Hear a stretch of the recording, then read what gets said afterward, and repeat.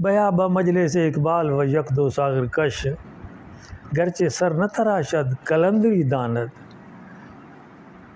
ہم گزشتہ محفل میں بھی بات کر رہے تھے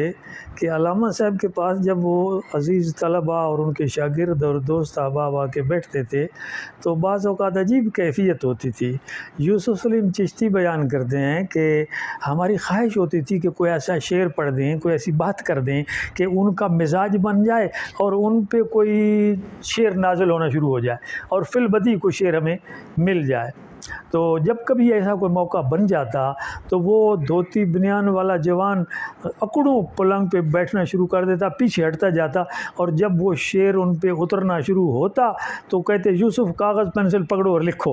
اور وہ بڑی تیزی کے ساتھ پورے اشعار بیان کر دیتے۔ بعض اوقات تو پوری کی پوری نظم ایسی اترتی تھی کہ اس میں کسی لفظ یا حرف کی تبدیلی کرنا